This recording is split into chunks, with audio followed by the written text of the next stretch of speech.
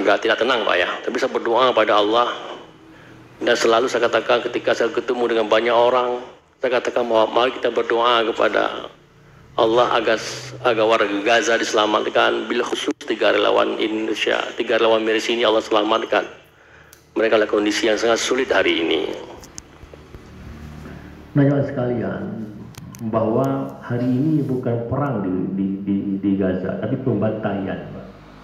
Pembantaian yang dilakukan Israel terhadap warga sipil, terutama ibu-ibu dan anak-anak. Itu yang terjadi hari ini. Jadi Israel sukses memenangkan perang dengan membantai anak-anak dan ibu-ibu. Tetapi mereka gagal untuk melakukan pemukulan atau menghantam telak Hamas. Mereka gagal sama sekali. Sampai dengan hari ini Hamas masih eksis dan bisa memberikan perlawanan. Tapi yang korban adalah sipil. Dan dunia diam dalam hal ini. Maka dalam kediaman dunia ini kita terus melakukan upaya-upaya agar tangan Israel ini tidak melakukan lagi pemukulan terhadap warga sipil. Kalau bisa pejuang-pejuang Palestina gugur dan syahid, itu resiko sebuah peperangan, resiko sebuah perjuangan. Tapi kalau anak-anak bayi, Pak, yang mereka meninggal di inkubator karena tidak ada listrik, dan orang meninggal karena tidak ada oksigen, ini satu hal yang tidak bisa kita terima. Satu hal sangat menyedihkan sekali ketika pasien-pasien datang ke rumah sakit, tapi rumah sakit tidak bisa memberikan sesuatu yang terbaik untuk melakukan pertolongan terhadap korban-korban yang berdatangan ke rumah sakit. Maka kalau Bapak Ibu sekalian mendengar bahwa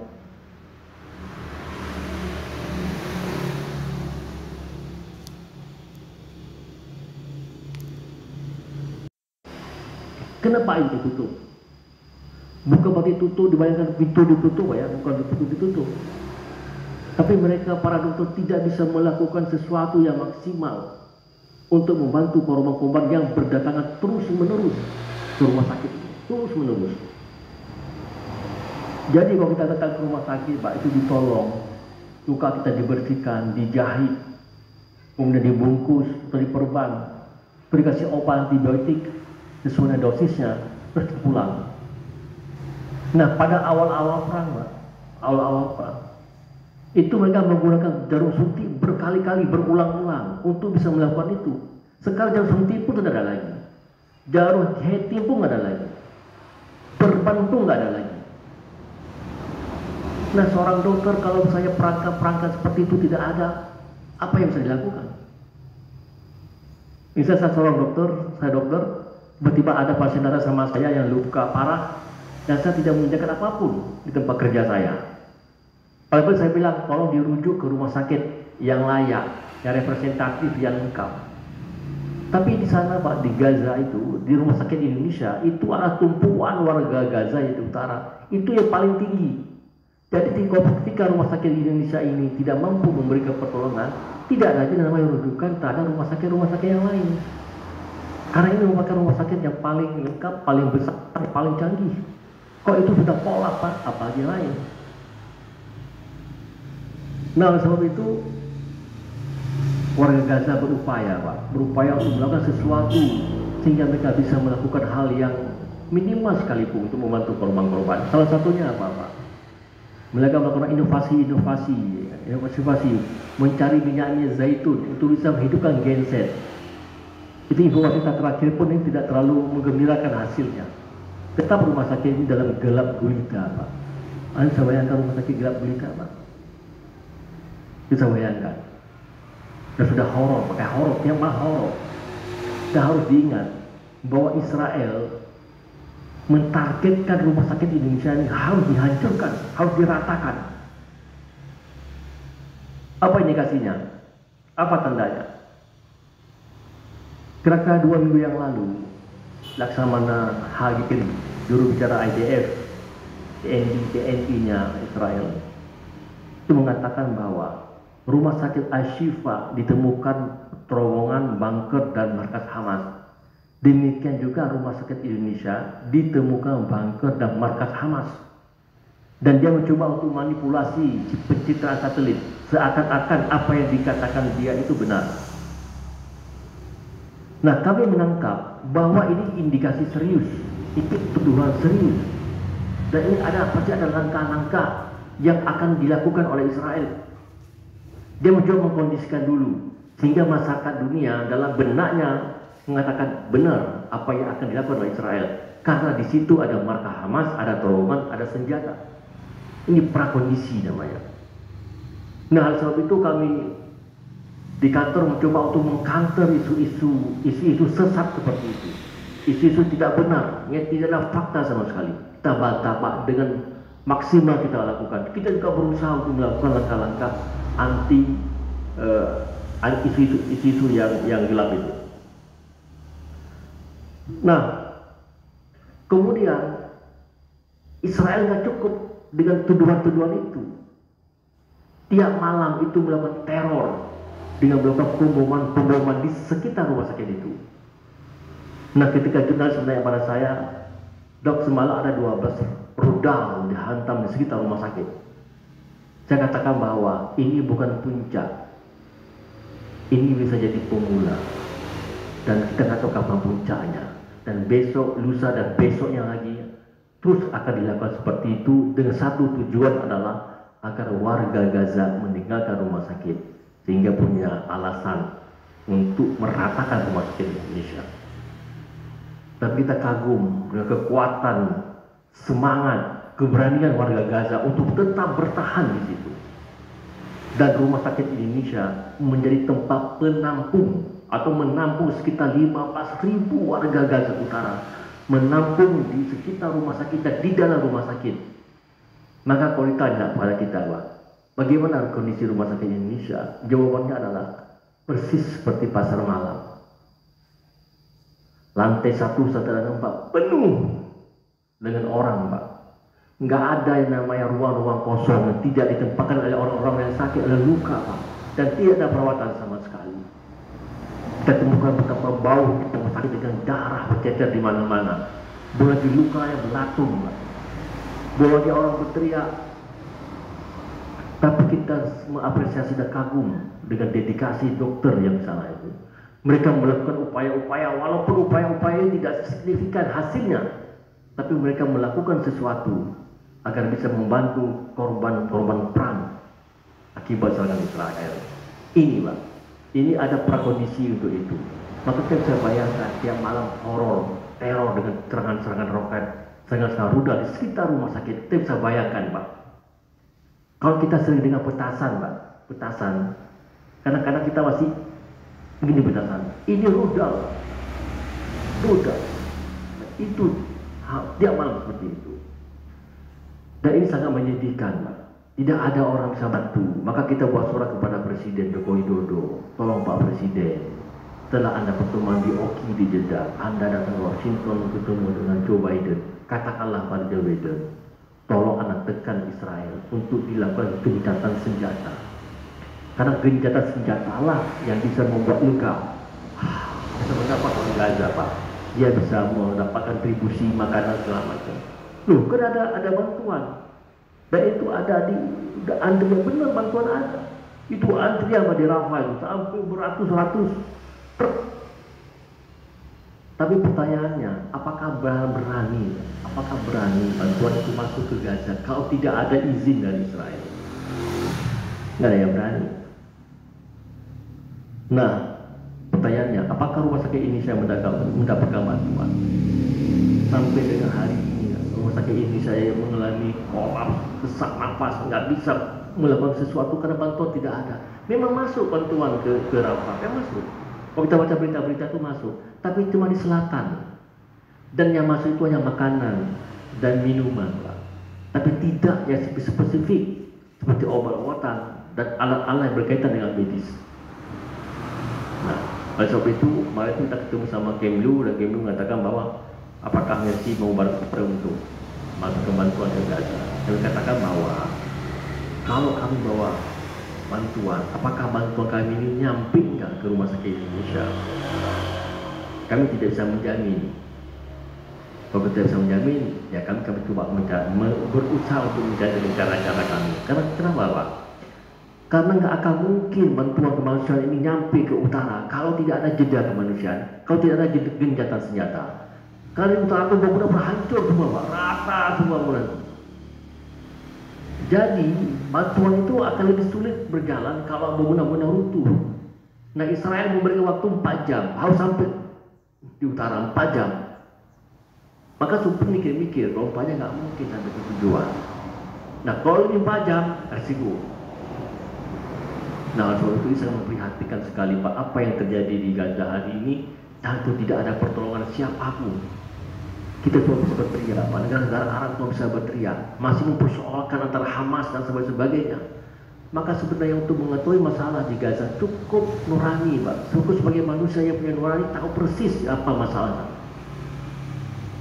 Nah, sebagai instruksi sampaikan kepada jamaah sekalian, kalau satu keluarga di Gaza itu, Pak, kalau dia ingin mengungsi, dia bagi dua, antara anak satu dibawa sama ibunya, sebagian anak dibawa sama bapaknya. Mereka berpisah. Kalau ibaratnya si ibu yang bawa ke timur, si bawahnya bawa ke barat. Kenapa mereka lakukan seperti itu? Kalau si bapak kena abu dan anak yang bapak bawa ini meninggal, masih ada cadangan, masih ada yang hidup dibawa sama ibunya. Begitu sebaliknya. Itulah yang terjadi pada hari ini, Pak. Nah, kita lihat bahwa rumah sakit Ashifa kemarin, Pak, itu dituduh ada makar Hamas. Nah kemudian pasien-pasien itu dikeluarkan di sana Pak. Dan direktur rumah sakit ditodong dengan senjata. Kemudian Israel menempatkan banyak senjata-senjata di situ. Dia menuduh bahwa kami menemukan senjata-senjata Hamas di rumah sakit. Kami menemukan perlengkapan-perlengkapan senjata yang disimpan oleh Hamas. Ini untuk membenarkan kebohongan yang mereka lakukan, dan itu persis yang akan dilakukan ke rumah sakit Indonesia. Nah pertanyaan adalah rumah sakit Indonesia letaknya di utara paling ujung dan perbatasan dengan Israel. Kalau rumah sakit Ashifa yang diserbu oleh Israel itu letak di tengah di Gaza City. Nah Gaza City itu sudah dikepung oleh Israel, tapi yang utara belum. Nah pertanyaan, kenapa yang di tengah duluan tapi di atas belum? Nah, untuk Bapak Ibu ketahui bahwa Gaza City itu pendek perbatasannya dengan Israel. Dan itu sangat gampang Israel masuk langsung ke tengah kota. Tetapi kalau untuk yang di Beit Lahia di rumah sakit Indonesia, itu kapan dari perbatasannya? Maka Israel masuk itu baru 3 km. Berarti ada kira-kira 8 km lagi itu nyampe ke rumah sakit Indonesia. Maka pada hari ini rumah sakit Indonesia dalam keadaan yang sangat terancam. Maka kami mohon kepada Bapak-Bapak, Ibu-Ibu sekalian, agar jangan pernah lepas mendoakan warga Gaza, mendoakan relawan Mercy, mendoakan rumah sakit Indonesia, dan itu bantuan pun datang dari Bapak dan Ibu-Ibu sekalian. Karena doalah yang bisa membentengi kita, karena doalah yang bisa membantu saudara-saudara kita. Yang mudah-mudahan Allah melindungi semua saudara-saudara kita dari ancaman dan teror yang dilakukan Israel setiap saat.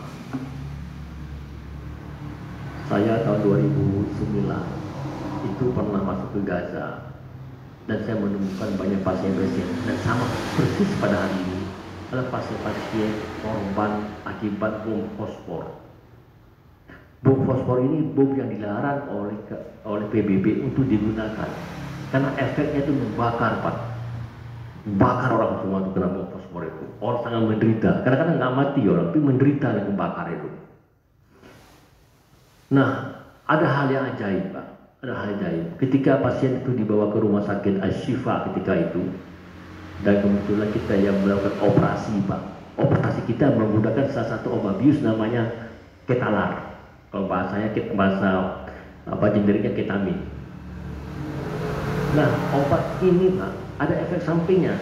Efek sampingnya itu adalah orang setelah dioperasi ngeracau. Ngeracau itu artinya orang ngomong sendiri, Pak. Ya Allah. Orang mengungkapkan apa yang dirasa, apa yang dilihat, apa yang dialami. Itu dia akan ungkapkan ketika dia ngeracau.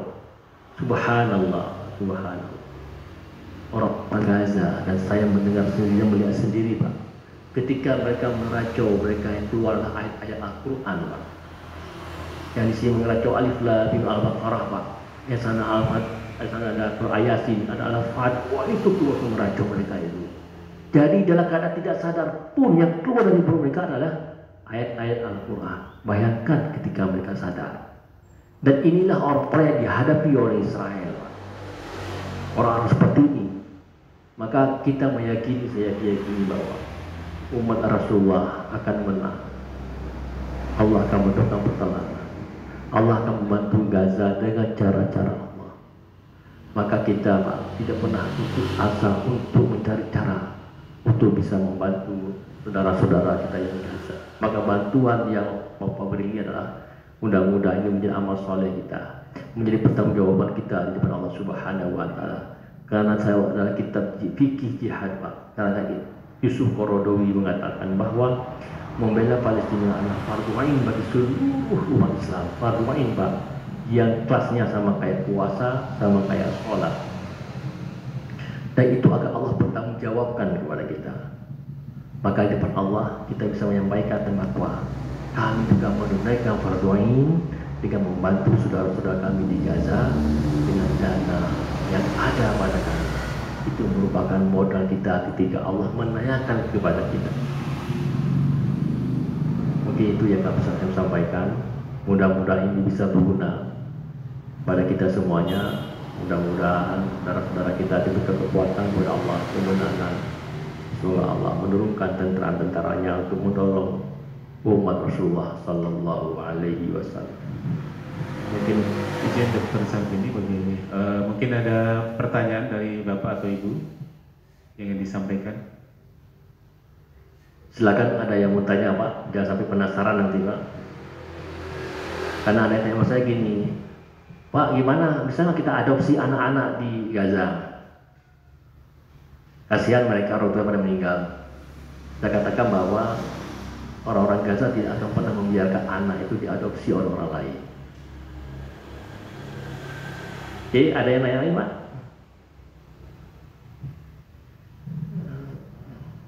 Baik. Tidak ada yang bertanya, Dokter. Ya, silakan.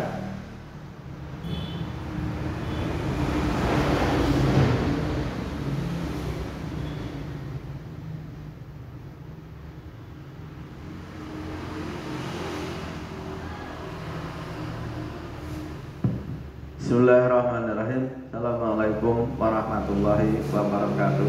Waalaikumsalam warahmatullahi wabarakatuh. Saya Bekti dari cabang Semin. Mirip sekali setelah mendapatkan paparan yang tadi disampaikan oleh Bapak Ketua Mersi. Cuman ada pun pertanyaan saya, kenapa orang Islam notabene yang punya senjata mematikan berupa minyak, kenapa bercerai-berai dengan keadaan seperti ini tidak bisa satu kata membela saudara kita? Mana artis buah yang namanya kita satu sama lain saudara? Mohon, kenapa, pertanyaannya, kenapa orang Islam seperti itu? Iran yang punya gagasan begitu baik tapi tidak bisa diakomodir oleh anggota-anggota yang lain.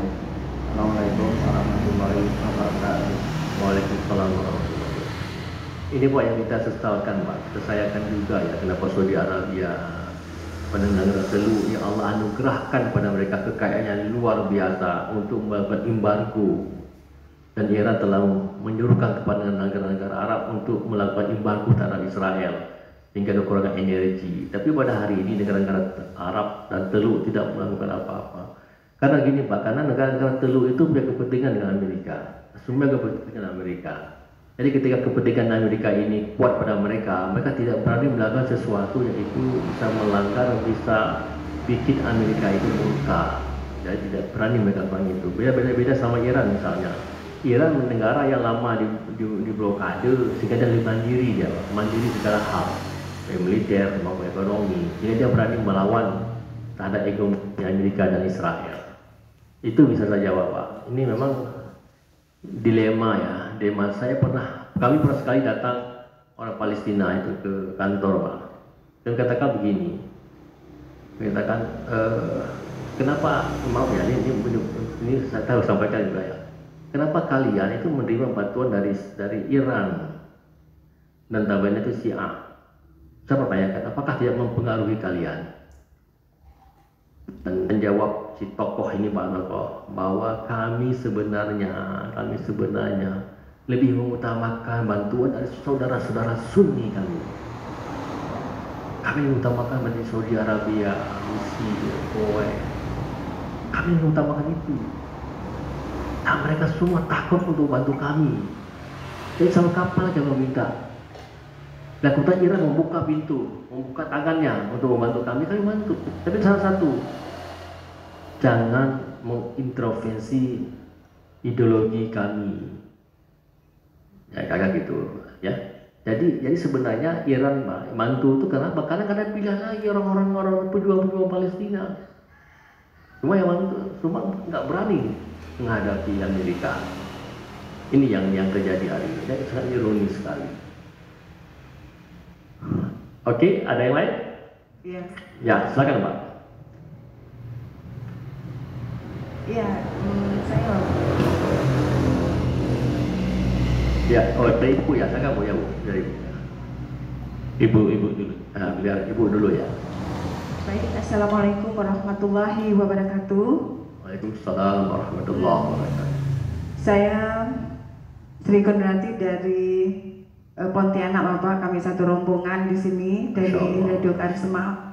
Memang sudah lama sekali ingin bersilaturahim ke MTA Pusat, dan alhamdulillah juga hari ini sudah bisa bertemu langsung dengan Bapak dengan masalah Palestina.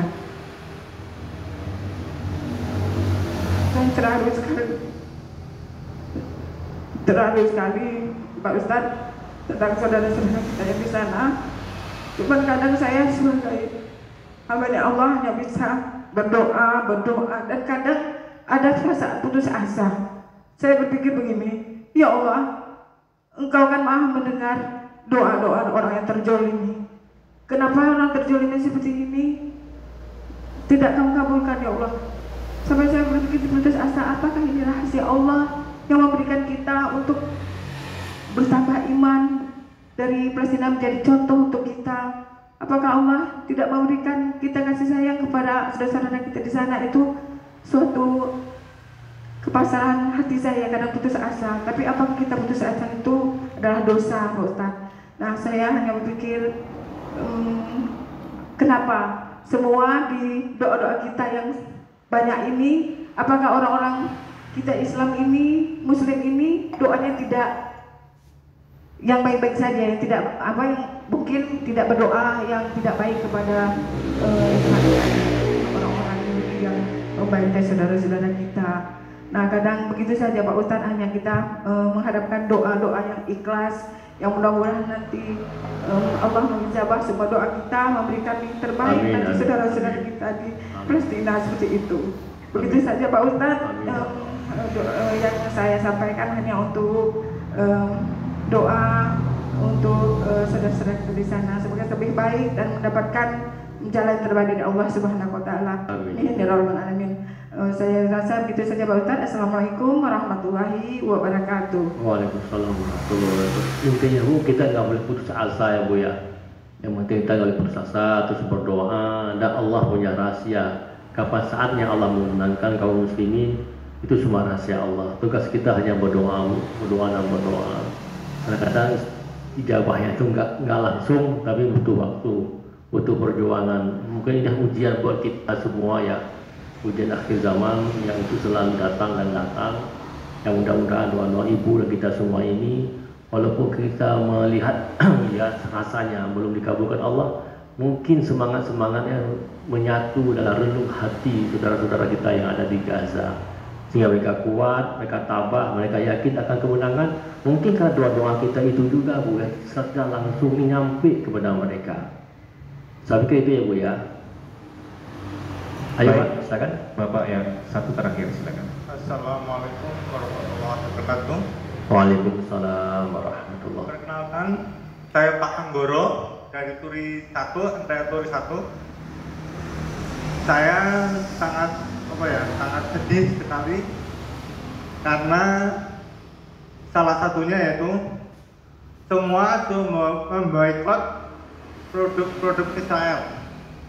Tetapi mohon maaf, kenapa, saya bertanya kepada pemerintah Indonesia, tolong sampaikan dengan pemerintah Indonesia, kenapa perusahaan-perusahaan Israel itu masih berdiri di Indonesia? Itu kan nyawa Palestina lebih berharga daripada nyawa perusahaan. Biarpun nantinya akibatnya itu di PHK semua yang bekerja di perusahaan-perusahaan saya yakin karena Allah nyawa itu Palestina lebih berharga. Saya yakin nanti beliau UKM-UKM atau sejenisnya. Saya yakin tuh Pak. Tolong sampaikan ke pemerintah. MUI memboikot, rakyat memboikot, seharusnya pemerintah juga memboikot. Terima kasih Pak. Assalamualaikum warahmatullahi wabarakatuh. Assalamualaikum warahmatullahi wabarakatuh. Sepakat dengan Pak Anggaro, sepakat saya benar. Ini beliau pertanyaan ini visioner banget nih pertanyaan beliau ini.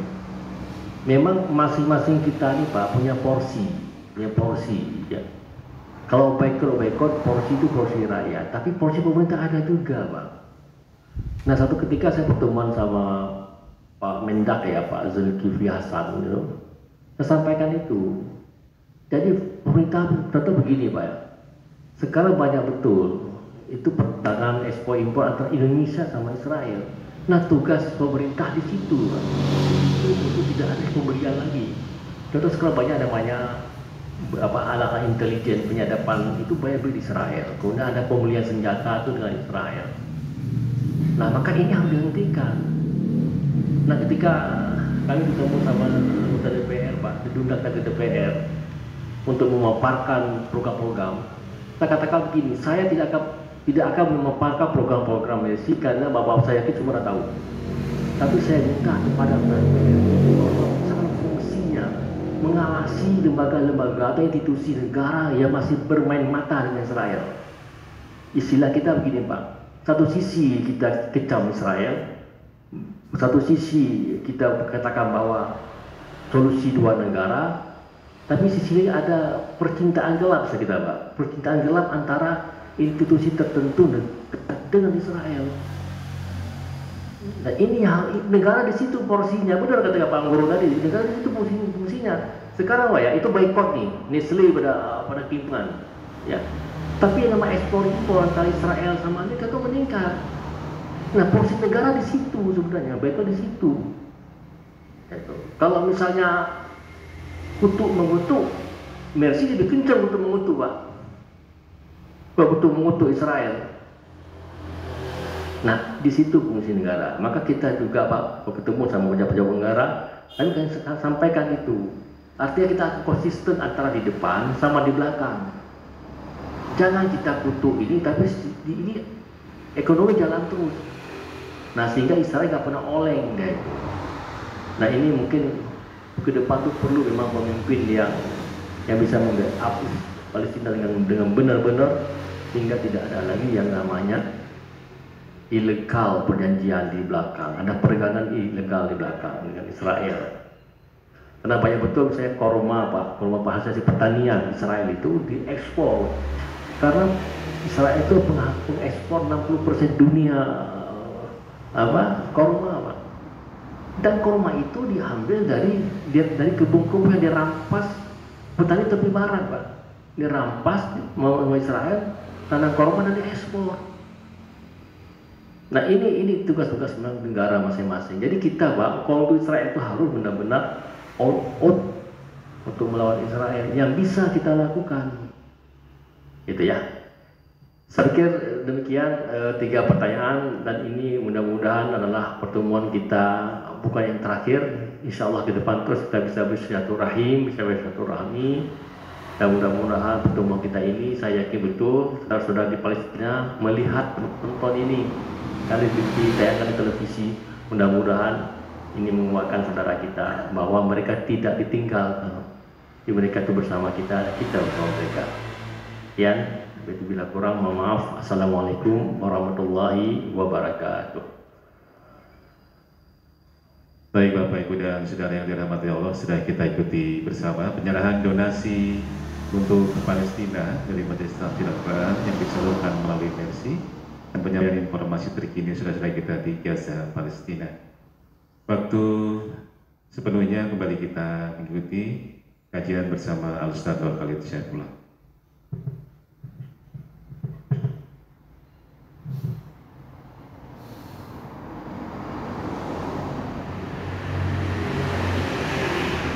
Berikutnya mohon maaf, dokter untuk foto bersama dulu di pimpinan pusat MTF.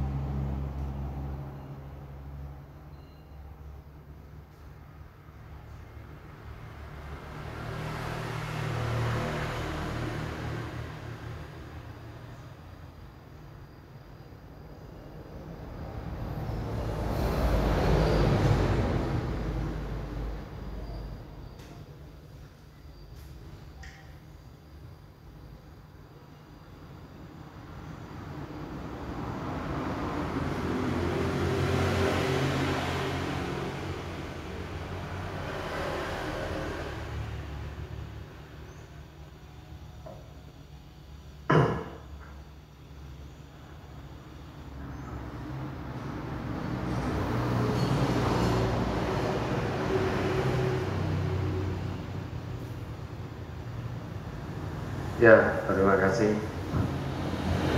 pada Dr. Sartini Abdul Murad beserta rombongan. Dari informasi yang beliau sampaikan pada kita tadi, tentu ada pelajaran yang harus kita ambil. Ternyata kita jadi tahu Gaza, Baitul Maqdis itu ternyata menjadi satu wilayah yang tidak bisa dijajah oleh Yahudi Zionis. Ketika semua negara yang terdekat itu karena negara itu sudah terjajah Zionis, maka tidak berani berbicara. Nah, saat ini kita melihat Gaza, Baitul Maqdis, Palestina itu satu-satu melawan sendirian kekejaman, kebengisan orang-orang Yahudi Zionis itu, Israel itu. Ini menjadi bukti bahwa satu yang belum bisa dikalahkan oleh mereka hanya Gaza, Baitul Maqdis, Palestina. Negara-negara yang lain sudah terjajah secara ekonomi, terjajah secara militer, terjajah secara pemikiran, terjajah secara kesehatan, terjajah secara perdagangan, sehingga tidak berani bersuara.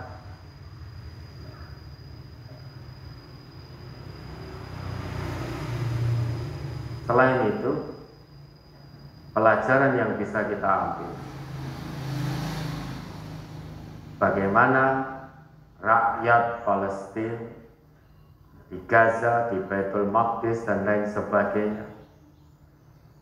Bagaimana beliau-beliau itu mempunyai tauhid yang terlampau kuat.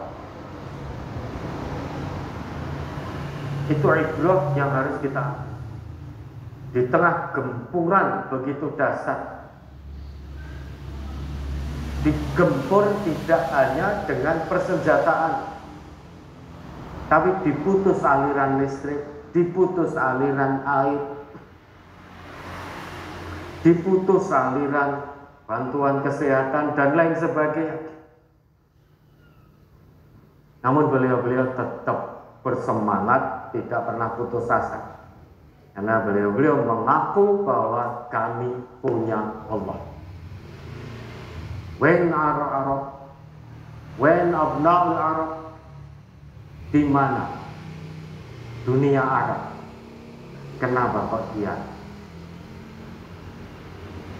Bahkan oleh saudara-saudara yang ada di sana, kami akan laporkan ke